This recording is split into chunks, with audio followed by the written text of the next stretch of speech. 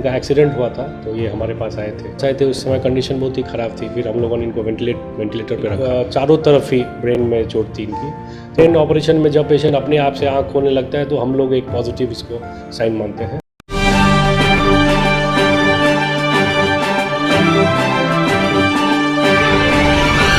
नमस्कार, बिहार मिथिला न्यूज के health capsule में आपका स्वागत है। मैं हूं तलत परवीन।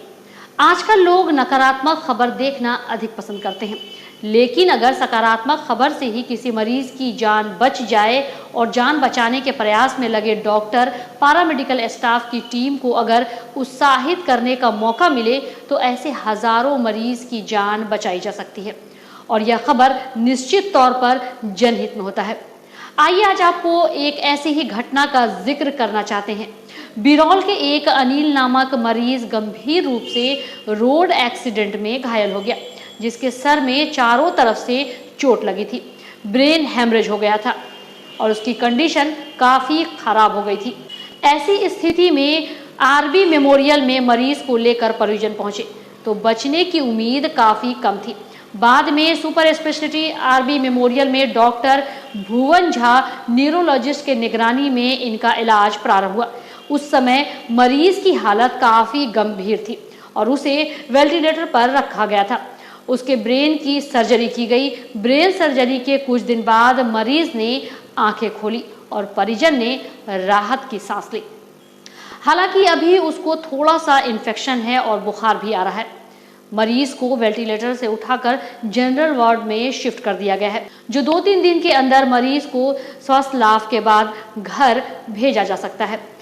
आइए हम आपको सुनाते हैं आरबी मेमोरियल में डॉक्टर भुवन झा, जिन्होंने किस चैलेंज के साथ मरीज की जान बचाई, और इस खबर को अधिक से अधिक शेयर करें जनहित में, ताकि रोड एक्सीडेंट में मरणोअवस्था में पहुंचे मरीज की जान आरबी मेमोरियल ने कैसे बचाई से देखें।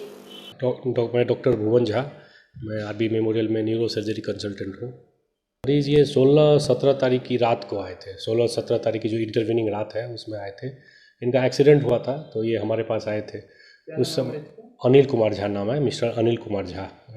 इनकी एज 46 ईयर्स ओल्ड है और ये हमारे पास आए थे। उस समय कंडीशन बहुत ही ख़राब थी। फिर हम लोगों ने इनको वेंटिलेटर पे रखा। फिर वेंटिलेटर पर रखने के बाद कुछ दिन बाद फिर हम लोगों ने इनको ऑपरेट किया।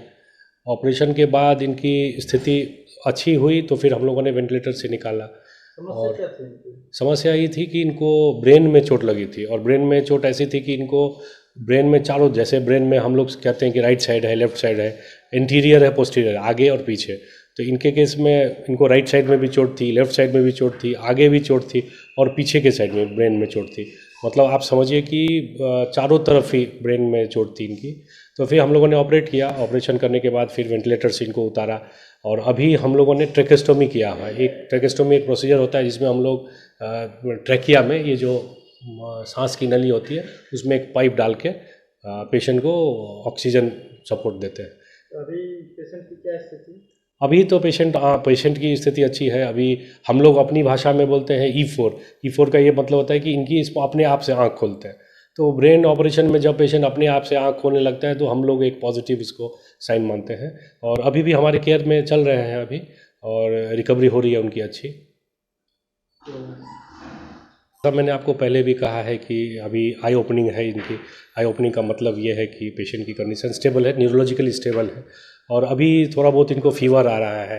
तो इन्फेक्शन होता है पेशेंट में, जो लॉन्ग स्टे होता है हमारे पेशेंट में, न्यूरो सर्जरी पेशेंट में, तो उनमें इन्फेक्शन होता है। अभी इनको इन्फेक्शन है और टेम्परेचर 99-100 के आसपास रह रहा है, तो उसके लिए जो अप्रोप्रिएट एंटीबायोटिक है वो सब हम लोग दे रहे हैं। देखिए ऐसा है कि कभी भी मेडिकल साइंस में कभी भी जब आप इंजेक्शन भी एक लेने जाते हैं उस केस में भी डेथ होने का चांस रहता है। तो ये तो ब्रेन सर्जरी इनके ऊपर हुई है।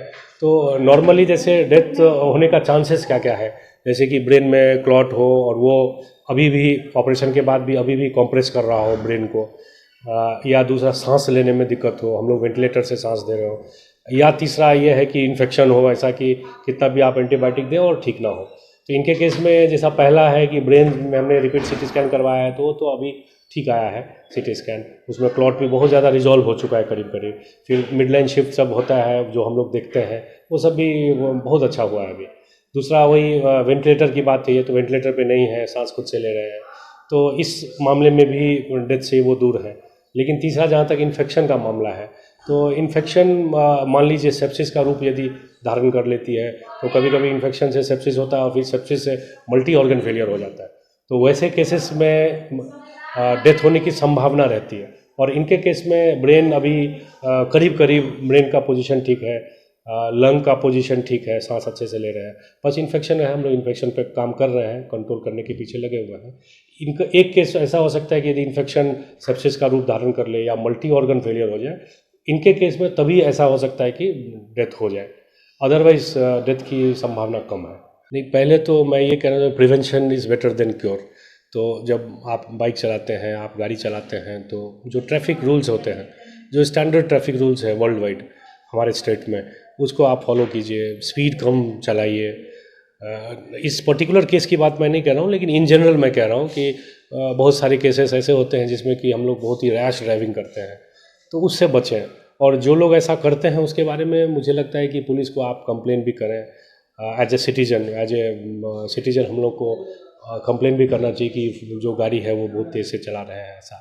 और इंडिविजुअल लेवल पे ऐसा है कि गाड़ी की रफ्तार होती है, जैसे हाईवे पे रफ्तार होती है, स्टेट हाईवे है उस पे एक गाड़ी की रफ्तार होती है जो स्टेट गवर्नमेंट ने रखा होता है, उसको क्रॉस ना करें और गाड़ी अच्छे से चलाएं, हेलमेट पहने।